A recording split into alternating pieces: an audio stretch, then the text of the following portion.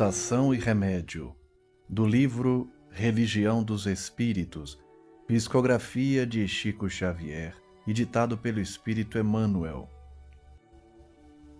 Qual acontece com a árvore, a equilibrar-se sobre as próprias raízes, guardamos o coração na tela do presente, respirando o influxo do passado. É assim que o problema da tentação, antes que nascido de objetos ou paisagens exteriores, surge fundamentalmente de nós, na trama de sombra em que se nos enovelam os pensamentos.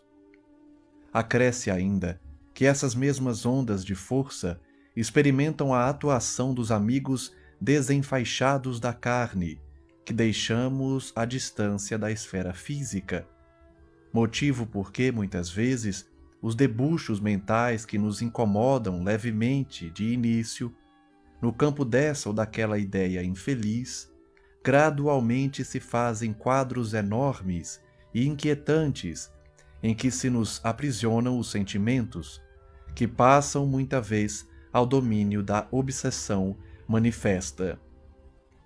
Todavia, é preciso lembrar que a vida é permanente renovação, propelindo-nos a entender que o cultivo da bondade incessante é o recurso eficaz contra o assédio de toda influência perniciosa.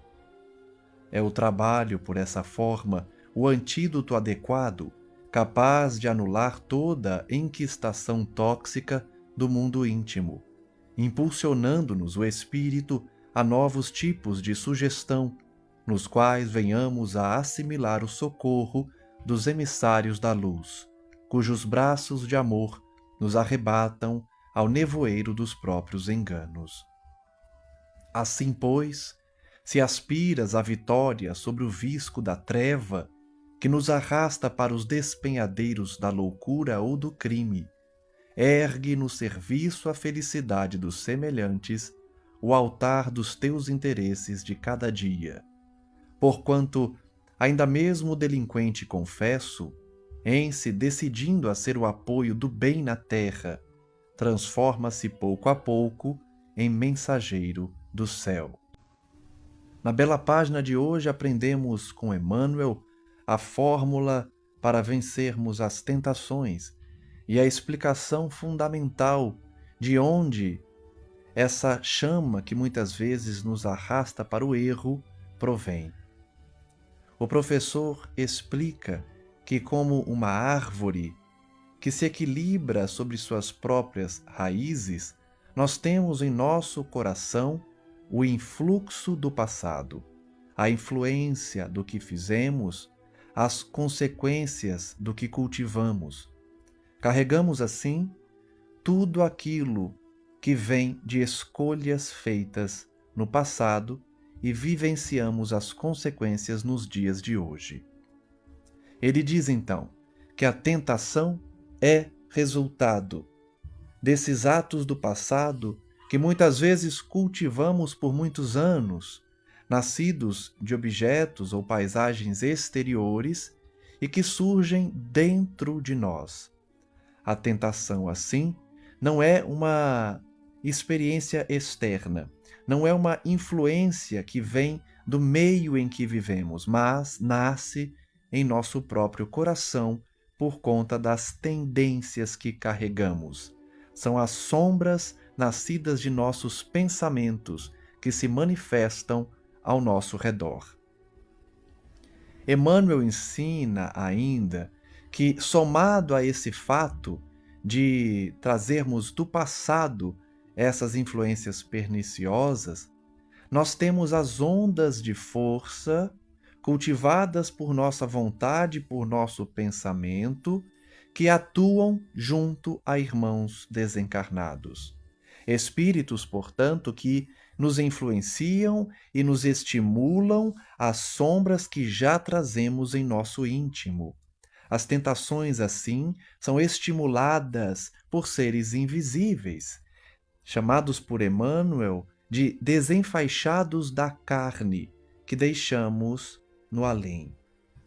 Por isso, essas fixações mentais que nos incomodam começam pequenas e vão sendo estimuladas e alimentadas pelos infelizes do além, tornando-se quadros enormes e inquietantes e, muitas vezes, transformando-se em obsessão.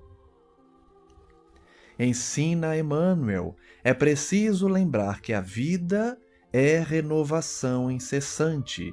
Então, por mais que nós tenhamos a influência do passado no presente, por meio das tentações, nós também temos oportunidades de renovação incessante, nos propelindo a cultivar a bondade incessante como recurso contra o assédio. Logo, a fórmula para nos libertarmos da tentação é o trabalho, o exercício da bondade incessante por meio da caridade. Caridade para com o próximo e caridade para conosco mesmo, porque quando nós nos dedicamos a uma atividade nobre, estamos também praticando a caridade para a nossa própria alma, nos libertando das influências perniciosas dos desencarnados e, consequentemente, vencendo as tentações. Ele diz: é o trabalho o antídoto adequado. O trabalho, portanto, irá anular toda influência tóxica do mundo íntimo, impulsionando o nosso espírito a novos tipos de sugestão. Vejam que as sugestões do passado, por meio das tentações, nos estimulam ao erro, ao vício, a continuarmos a errar. Mas renovar as sugestões por meio da oração, por meio da caridade, do trabalho, nos possibilita a libertação desses traços sombrios do passado, transformados hoje em tentações que muitas vezes nos arrastam para quadros obsessivos, como já vimos.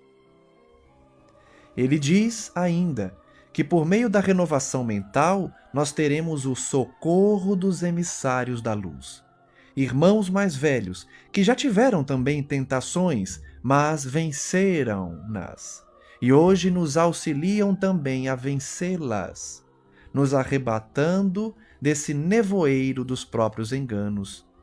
Saibamos assim trabalhar, servir, cultivar o pensamento equilibrado para receber a ajuda dos emissários da luz e assim vencermos as tentações. Encerra a página Emmanuel dizendo: se você aspira à vitória sobre o que ele chama de visco da treva, influência perniciosa, tentação, que nos arrasta para os despenhadeiros da loucura e do crime, ergue no serviço à felicidade dos outros o altar dos teus interesses de cada dia. Então ele conclui reafirmando: trabalho, caridade, auxílio ao próximo é que nos levará a vencermos as tentações. Porque durante todos os dias que voltarmos os nossos interesses para o bem, ainda que delinquentes confessos, nos transformaremos num mensageiro do céu.